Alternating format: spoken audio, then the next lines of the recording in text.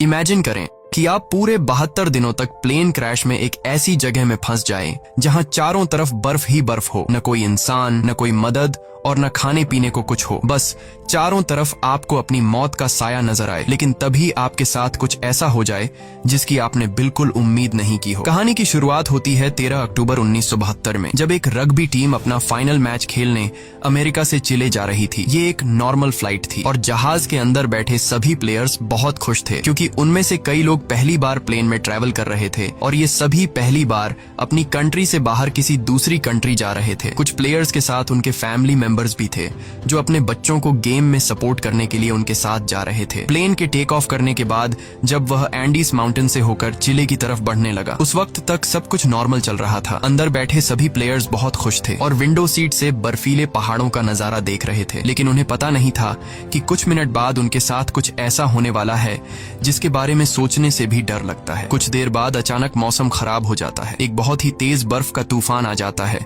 जिससे जहाज तेजी से झटके खाने लगता है। झटके लगने की वजह से सभी पैसेंजर्स घबरा जाते हैं, लेकिन अंदर बैठा एक पैसेंजर बताता है कि जब कोई प्लेन पहाड़ों के ऊपर से गुजरता है तो प्लेन में टर्ब्यूलेंस होता है, यानी ये कोई खतरे की बात नहीं है, जल्द ही सब कुछ नॉर्मल हो जाएगा। लेकिन जैसे जैसे ये प्लेन आगे बढ़ रहा था, इसका टर्ब्यूलेंस भी बढ़ता जा रहा था। जहाज अब और तेजी से झटके खाने लगा। प्लेन के अंदर मौजूद सारा सामान इधर उधर गिरने लगा। ये देखकर लोगों के बीच हलचल मच गई। पायलट्स जहाज को संभालने की कोशिश कर रहे थे, मगर अब जहाज कंट्रोल से बाहर हो गया था। इससे पहले कि पायलट्स कुछ कर पाते, सामने एक पहाड़ आता है और ये जहाज सामने के पहाड़ से जा टकराता है और दो हिस्सों में अलग हो जाता है। एक प्लेयर तो जहाज के टकराते ही प्लेन के पिछले पार्ट के साथ ही उड़ जाता है और हवा में गायब हो जाता है, जबकि प्लेन का आगे का हिस्सा तेजी से रगड़ते हुए बर्फ की एक बड़ी सी चट्टान से जा टकराता है। ये टकराव इतना तेज था कि प्लेन की सभी सीट्स एक दूसरे के साथ चिपक जाती हैं, जिसमें कई लोग कुचल कर मारे गए। अब जो लोग इस एक्सीडेंट से बच गए थे, उन्होंने खुद को संभाला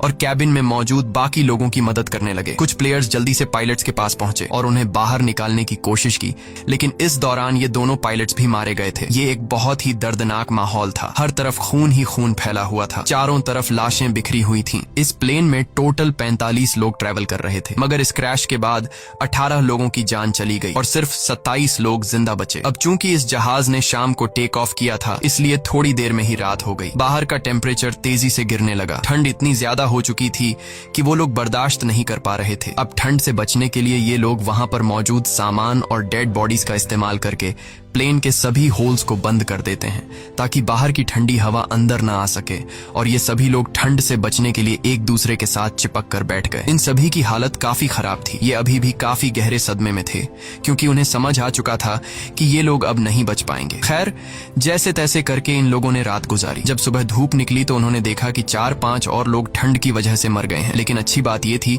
कि अब तूफान रुक चुका था। बाहर का मौसम नॉर्मल हो चुका था। जब ये लोग प्लेन से बाहर आए तो उन्हें दूर दूर तक चारों तरफ सफेद बर्फ के अलावा और कुछ भी नहीं दिखाई दिया। अब इन लोगों को जल्द से जल्द इस जगह से निकलना होगा, क्योंकि ये लोग यहाँ ज्यादा दिन तक जिंदा नहीं रह पाएंगे। इनके आसपास न तो कोई घर था, न ही कोई जानवर और न ही कोई पेड़ पौधे जिनसे ये लोग सरवाइव कर सकें। अब सबसे पहले इन लोगों ने प्लेन की सीट्स को बाहर निकाला ताकि प्लेन के अंदर सभी के सोने की जगह बन सके। उसके बाद उन्होंने घायल लोगों को धूप में लिटाया ताकि उनकी बॉडी गर्म हो सके, और ये लोग पानी पीने के लिए बर्फ को पिघलाकर एक एक बूंद करके पानी जमा करने लगे। उसके बाद उन्होंने सभी लोगों का सामान इकट्ठा किया। कोई काम की चीज मिलने पर उसे एक अलग सूटकेस में रखते गए। अब जो लोग इस एक्सीडेंट में मारे गए थे, उनकी बॉडीज को कुछ लोग प्लेन से दूर लाते हैं और उन्हें बर्फ से ढक देते हैं ताकि उन्हें सड़ने से बचाया जा सके। और जब यहाँ मदद पहुंचे तो ये लोग उन डेड बॉडीज को अपने साथ ले जा सके। जब चीजें थोड़ी सुलझ गईं, तो इन लोगों ने सुकून की सांस ली। इन सभी को बहुत ज्यादा भूख लगी हुई थी। अब बचे हुए खाने में से एक एक टुकड़ा सब में बांटा गया। वैसे तो खाने का ये एक टुकड़ा बहुत ही कम था, पर जिंदा रहने के लिए इतना काफी था। हालांकि सब जानते थे कि यह खाना उन्हें तब तक चलाना होगा जब तक उनके पास कोई मदद न पहुंचे। सबको लगा कि अब तक गवर्नमेंट को पता चल चुका होगा कि उनका प्लेन क्रैश हो चुका है और जल्द ही इन लोगों को रेस्क्यू कर दिया जाएगा।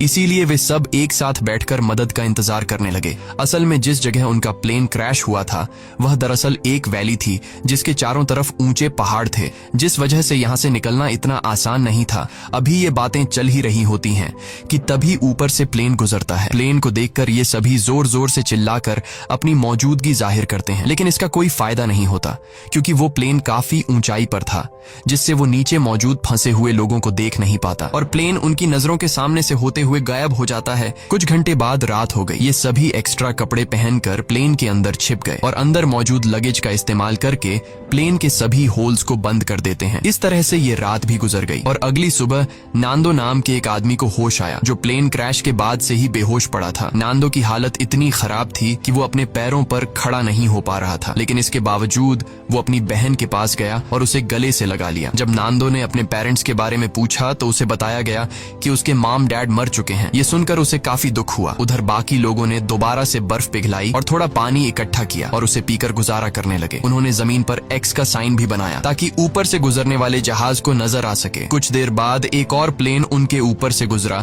जिसे देखकर ये लोग बहुत खुश हो जाते हैं और इन लोगों ने शीशे चमकाकर उसका ध्यान खुद की तरफ खींचने की कोशिश की, लेकिन ये प्लेन भी उन्हें इग्नोर करके चला गया।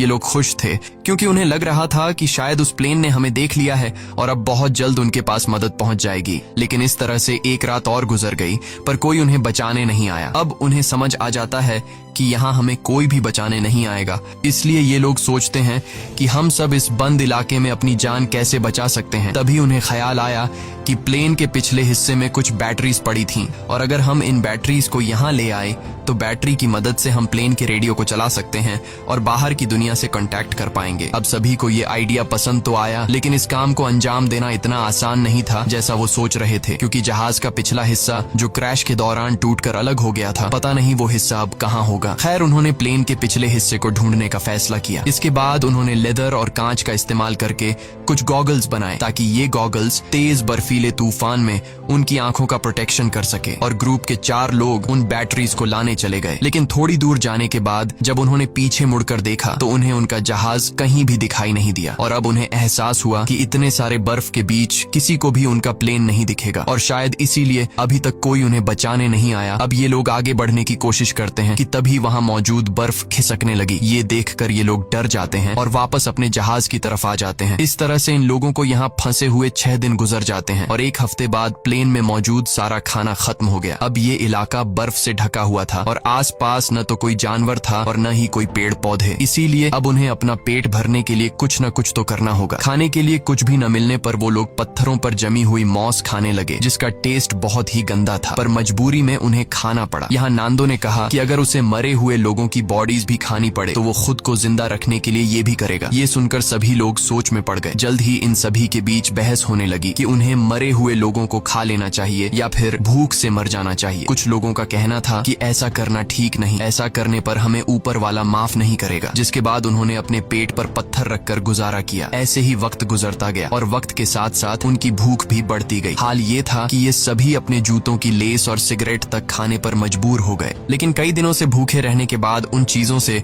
उनकी भूख कहाँ मिटने वाली थी। ऐसे ही कुछ दिन और गुजर गए और भूख के चलते नंदो की बीमार बहन मर गई। नांदो ने अपने माता पिता के साथ साथ अपनी बहन को भी खो दिया। इस तरह से वक्त गुजरता गया और इन लोगों ने जैसे तैसे करके खुद को 9 दिनों तक जिंदा रखा, लेकिन अब तक उनकी भूख इतनी बढ़ चुकी थी कि उनके दिमाग ने भी काम करना बंद कर दिया था और अब उनकी मौत उनसे सिर्फ 1 कदम दूर थी। अब उनके पास कोई और दूसरा चारा नहीं था, इसीलिए उन्होंने उन डेड बॉडीज को खाने का फैसला किया। सबसे पहले 4 लोग प्लेन से बाहर गए और लाशों को काटकर खाने लगे। उन्हें खाते देख कुछ और लोगों ने भी अपना मन बदल दिया और वे भी उनके पास गए अपना पेट भरने के लिए। लेकिन 5 लोग ऐसे थे जिन्हें अपनी मौत तक मंजूर थी, पर किसी दूसरे इंसान को खाना ठीक नहीं समझा। अगले दिन से ये लोग लाशों को दूर ले जाकर काटने लगे ताकि इन 5 लोगों को कोई तकलीफ न हो। यहाँ पर नुमा नाम के एक लड़के को बर्फ में दबा एक सूटकेस मिला। सूटकेस को खोलने पर उन्हें अंदर एक रेडियो मिला। रेडियो को ऑन करने के बाद उन्हें पता चलता है कि इसमें सिग्नल नहीं है, जिसके लिए इन लोगों ने चीजों को जोड़कर एक एंटेना बनाया और इस रेडियो पर उन्होंने एक न्यूज सुनी जिसमें बताया जा रहा था कि सरकार ने इनके खोज में कई रेस्क्यू ऑपरेशंस चलाए थे और 66 के करीब हवाई जहाजों को उनकी तलाश में भेजा था। लेकिन इतनी कोशिशों के बावजूद जब इन लोगों का कोई अता पता नहीं चल सका तो सरकार ने उन्हें मरा हुआ डिक्लेयर कर दिया। इसीलिए अब गवर्नमेंट ने इन लोगों को ढूंढना बंद कर दिया है। ये खबर सुनकर ग्रुप के सभी लोगों की हिम्मत टूट गई और उनके जिंदा बचने की सारी उम्मीदें मिट्टी में मिल गईं। अब उन बचे हुए 5 लोगों में से जिन्होंने डेड बॉडीज को खाने से इनकार कर दिया था, उनमें से 4 लोगों ने भी मांस खा लिया, क्योंकि वे जान चुके थे कि यहाँ उनकी कोई मदद करने नहीं आएगा और अब उन्हें खुद कुछ करना होगा यहाँ से निकलने के लिए। चाहिए। यहाँ ग्रुप के 3 लोगों ने दोबारा से जहाज के पिछले हिस्से को ढूंढकर उसमें लगी बैटरीज को लाने का फैसला किया ताकि वे उसका इस्तेमाल करके बाहरी दुनिया से कांटेक्ट बना सकें और उन्हें बता सके कि हम अभी भी जिंदा हैं। इसके बाद 3 लोग प्लेन के पिछले हिस्से को ढूंढने निकल पड़े और कई घंटों तक चलने के बाद उन्हें प्लेन के कुछ टुकड़े मिले जिन्हें ये लोग उठा लेते हैं और साथ ही उस खिलाड़ी की लाश भी मिली जो क्रैश के वक्त उनसे बिछड़ गया था। उन्होंने उसकी लाश को दफना दिया और अपना सफर जारी रखा क्योंकि अब उन्हें भी अंदाजा हो चुका था कि प्लेन का पिछला हिस्सा यहाँ आसपास ही होगा। घंटों की चढ़ाई के बाद ये सभी काफी थक चुके थे और इन बर्फीली हवाओं के चलते उनका सांस लेना भी मुश्किल हो रहा था। जल्द ही रात हो गई और इन लोगों ने एक चट्टान की आड़ में छिपकर रात गुजारने का फैसला किया। अगली सुबह जब उनकी आंख खुली तो ये सभी बर्फ से ढके हुए थे और इन तीनों की हालत काफी खराब थी। ठंड इतनी ज्यादा थी कि उनमें से एक की तो आंखें तक जम चुकी थीं और बाकी दोनों अपने पैरों पर खड़े होने लायक भी नहीं थे। अब उनमें आगे बढ़ने की ताकत तो बिल्कुल नहीं थी, इसीलिए ये सभी प्लेन के बाहर की लोहे की शील्ड पर बैठकर पहाड़ से नीचे उतर आए। इन लोगों को खाली हाथ देखकर पूरे ग्रुप में उदासी छा गई और उस आखिरी बचे आदमी ने भी इंसानी मांस खा लिया और अपनी किस्मत को कोसता हुआ सो गया। ऐसे ही दिन गुजरते गए और इन लोगों ने जैसे तैसे करके खुद को 17 दिनों तक जिंदा रखा। लेकिन यहाँ बुरी बात ये थी कि पिछले 5 दिनों से बाहर का मौसम काफी खराब था। तूफान से बचने के लिए सभी प्लेन के अंदर बैठे होते हैं कि तभी एक बड़ा तूफान आता है और प्लेन को अंदर बर्फ से भर देता है। अंदर मौजूद कई लोग बर्फ के नीचे दब जाते हैं। अब जो लोग ऊपर रह गए थे वो इस हादसे से काफी घबरा गए, लेकिन फिर उन्होंने हिम्मत दिखाते हुए बर्फ को खोदकर अंदर दबे लोगों को बाहर निकाला। अब सभी लोग तो समय रहते बाहर आ गए, लेकिन एक लड़की बर्फ में काफी नीचे तक दब गई थी जिसकी बर्फ में दम घुटने से मौत हो गई। ये लोग बहुत ज्यादा घबराए हुए थे और ये लोग इस हादसे से ठीक से संभल नहीं पाए थे कि तभी उन्हें बाहर से अजीब सी आवाजें सुनाई देने लगीं। जब ये लोग बाहर की तरफ देखते हैं तो उन्हें पता चलता है कि एक और तेज तूफान उनकी तरफ आ रहा है जो पहले से भी ज्यादा तेज है। एक और तूफान आता है और ये सभी दोबारा से बर्फ में दब जाते हैं। ये तूफान इतना तेज था कि पूरा का पूरा जहाज बर्फ से भर गया। कुछ लोगों की तो मौके पर ही मौत हो गई। अंदर फंसे लोगों के पास अब निकलने का कोई रास्ता नहीं था, जिसमें से एक साथी ने फटाफट जहाज की छत में एक छेद बनाया ताकि उन्हें ऑक्सीजन मिल सके और दम घुटने से बच सकें। ये लोग हाथ जोड़कर सिर्फ यही विश कर रहे थे कि अब उनके ऊपर और बर्फ न गिरे, वरना ये सभी हमेशा के लिए यहीं दबकर रह जाएंगे। कुछ घंटों बाद उन्होंने खुद को संभाला और कुल 8 डेड बॉडीज को इकट्ठा करके उन्हें कोने में रख दिया। अब इस तरह से उन्हें यहाँ फंसे हुए 18 दिन गुजर चुके थे और उनका भूख से बुरा हाल हो गया था। अब जिंदा रहने का सिर्फ एक ही रास्ता था कि वे अंदर मौजूद डेड बॉडीज का मांस खा लें। लेकिन ऐसा करना इन सभी के लिए बहुत मुश्किल था क्योंकि ये सभी डेड बॉडीज उनके अपने लोगों की थीं। अब ये सब देखकर नुमा नाम के उस लड़के ने खुद पर से कंट्रोल खो दिया। वो गुस्से में आया और प्लेन की खिड़की तोड़ने लगा। इस दौरान कांच का एक टुकड़ा उसके पैर में घुस गया, लेकिन इसके बाद भी वो रुका नहीं और बर्फ में छेद करता गया। पूरे 2 दिनों की मेहनत के बाद ये सब ऊपर की तरफ छेद करने में कामयाब हुए, जिसके बाद वे सभी बाहर निकल आए। बाहर आकर ये सभी इतने खुश थे जैसे ये सभी मौत की कैद से आजाद हो गए हों। उन्होंने जिंदा बचने की खुशी मनाई और फिर बर्फ खोदकर प्लेन को बाहर निकालने लगे। इस दौरान नुमा नोटिस करता है कि उसके पैर में जो चोट लगी थी उसमें अब कोई दर्द नहीं है क्योंकि बर्फ ने उसके जख्म को सुन्न कर दिया था। हालांकि वो इस पर ज्यादा ध्यान नहीं देता और बर्फ खोदना जारी रखता है। अब आसमान में सूरज निकला हुआ था, इसलिए उन्हें बर्फ खोदने में ज्यादा परेशानी नहीं हुई और कुछ घंटों में ही जहाज बाहर आ गया। अब धूप काफी अच्छी थी, इसलिए वे सभी प्लेन के पिछले हिस्से को ढूंढने की सोचने लगे, लेकिन उन्हें कोई आइडिया नहीं था कि वे इन बर्फीली रातों का सामना कैसे करेंगे। इसलिए उन्होंने थोड़ा और इंतजार करने का फैसला किया क्योंकि गर्मियों का मौसम आने वाला था और इस दौरान इस चढ़ाई को पार करना थोड़ा आसान होगा। देखते ही देखते 34 दिन गुजर गए और अब मौसम पहले से थोड़ा बेहतर हो गया। अब जो लोग पहली बार प्लेन की तलाश में गए थे उनकी तबीयत अभी तक खराब थी और वे दोबारा से चढ़ाई करने की हालत में बिल्कुल नहीं थे। कुछ घंटों बाद उन्हें पता चलता है कि उनका एक और साथी भूख के चलते मर गया है। ये देखकर ये लोग बहुत ज्यादा मायूस हो जाते हैं और उसे बर्फ में दफना देते हैं। ऐसे ही 2 दिन और गुजर गए और 36वें दिन उन्होंने फैसला किया कि अगर उन्हें अपनी जान बचानी है तो जहाज के बैक साइड से बैटरीज लाकर बाहरी दुनिया को इन्फॉर्म करना होगा, वरना हम एक एक करके सब मर जाएंगे। जिसके बाद ग्रुप के 4 लोगों ने ऊपर चढ़ाई करने का फैसला किया और उन 4 लोगों के नाम थे रोबर्टो, टिंटिन, नुमा और नांदो। इन लोगों ने ठंड से बचने के लिए ढेर सारे कपड़े पहने और प्लेन की तलाश में निकल पड़े, लेकिन कई घंटों तक चलने के बाद भी उन्हें उनका प्लेन कहीं दिखाई नहीं दिया। तभी नुमा की तबीयत बिगड़ने लगी और वो चक्कर खाकर गिर जाता है। यहाँ बाकी बाकी लोगों ने देखा कि उसके पैर की चोट में इन्फेक्शन फैल चुका है, इसीलिए वे सब तय करते हैं कि वापस नूमा को नीचे ले जाएंगे। लेकिन नूमा ने ऐसा करने से मना कर दिया। उसने अकेले ही नीचे जाने का फैसला किया और बाकी लोगों से आगे बढ़ने को कहा। अब नूमा प्लेन के पास तो लौट आया, लेकिन उसकी हालत इतनी खराब थी कि वहां पहुंचते ही वो बेहोश हो गया। थोड़ी देर बाद जब उसे होश आया तो उसने देखा कि उसके साथी प्लेन से बर्फ हटाने की कोशिश कर रहे थे। वो भी उनकी मदद करना चाहता था, लेकिन कमजोरी के मारे वो हिल तक नहीं पा रहा था। दूसरी तरफ वे तीन साथी कई घंटों का सफर तय करने के बाद उस जगह पहुंच जाते हैं जहां प्लेन का पिछला हिस्सा था, जो चट्टान से टकराने के बाद टूट गया था। इसे देखकर ये तीनों बहुत खुश हो जाते हैं और प्लेन के पिछले हिस्से के पास जाते हैं। जब ये तीनों जहाज की जांच करने लगे तो उन्हें बैटरीज के अलावा और भी बहुत कुछ मिला, जैसे कि ढेर सारे कपड़े, रम की बॉटल्स और कई सारे सिगरेट के पैकेट्स। ये लोग सामान लेकर वापस अपने प्लेन के पास आते हैं, जहां उन्होंने बैटरी को प्लेन के रेडियो में डाला और बाहरी दुनिया से कांटेक्ट बनाने की कोशिश की, लेकिन बदकिस्मती से रेडियो खराब हो चुका था और इस तरह से उनकी आखिरी उम्मीद भी मिट्टी में मिल जाती है। उधर नोमा की तबीयत भी बिगड़ती जा रही थी और अब उसका इन्फेक्शन पूरी बॉडी में फैल चुका था। प्लेन से मिला खाना भी अब खत्म हो गया था, इसलिए ये सभी दोबारा से ह्यूमन मीट खाने लगे। नोमा ने खाना पीना बंद कर दिया ताकि बाकी लोगों के लिए ज्यादा खाना बचे, क्योंकि वह जान चुका था कि अब उसकी जान नहीं बचेगी। अब ग्रुप के कुछ लोग एक बार फिर प्लेन के पिछले हिस्से तक गए, इस उम्मीद में कि उन्हें कुछ काम लायक मिल सके। इस बार उनकी किस्मत ने साथ दिया और उन्हें एक वाटरप्रूफ कपड़ा मिला, जिससे जोड़कर उन्होंने एक स्लीपिंग बैग बनाया। इसके बाद उन्होंने रेडियो पर खबर सुनी कि प्लेन क्रैश को 58 दिनों के गुजर जाने के बाद अब सरकार उन्हें ढूंढने के लिए एक आखिरी मिशन चलाएगी। ये खबर सुनकर सभी में दोबारा से जान आ गई और जिंदा बचे रहने की एक छोटी सी उम्मीद मिली। यहाँ कुछ लोगों ने कहा कि हमें यहीं रुककर उनका इंतजार करना चाहिए, जबकि बाकी लोगों ने कहा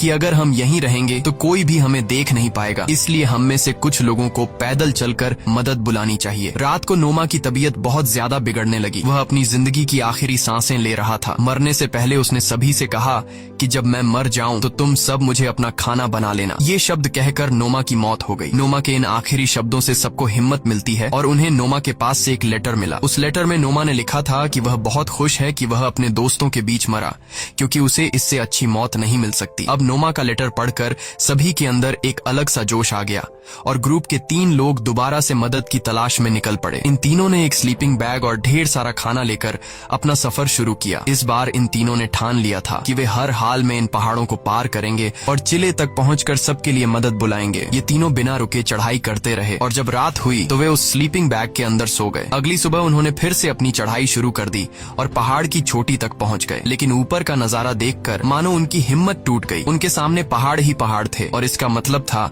कि उन्हें अभी काफी लंबा रास्ता तय करना था। उनके मन में ख्याल आया कि वे सभी वापस लौट जाएं, क्योंकि इस सफर को पूरा करने के लिए उनके पास 3 लोगों का खाना नहीं था। यहाँ टिन ने अपना खाना इन दोनों को दे दिया और खुद वापस लौट गया, ताकि ये दोनों इस सफर को आसानी से पूरा कर सकें। हालांकि ये सफर काफी लंबा और चैलेंज से भरा हुआ था, लेकिन फिर भी इन दोनों ने हार नहीं मानी और आगे बढ़ते रहे। और आखिरकार 10 दिनों तक लगातार चलने के बाद इन दोनों की मेहनत रंग लाई। वे एक ऐसे इलाके में पहुंचे जहां ऊपर के मुकाबले बर्फ काफी कम थी। इन दोनों को एक साफ पानी की नदी भी मिली, जहां रुककर उन्होंने ढेर सारा पानी पिया। तभी कुछ ऐसा हुआ जिसकी किसी ने उम्मीद नहीं की थी। उन्हें घोड़े पर सवार एक आदमी दिखा जो नदी के उस पार खड़ा था। पहले तो इन दोनों को उस आदमी को देखकर अपनी आंखों पर यकीन नहीं हुआ। वे समझ रहे थे कि जैसे वे सपना देख रहे हैं, पर जल्द ही उन्हें एहसास हुआ कि यह भ्रम नहीं बल्कि सच में एक इंसान है। उस आदमी को देखकर उनकी खुशी का ठिकाना नहीं रहा। उन्होंने जोर जोर से चिल्लाकर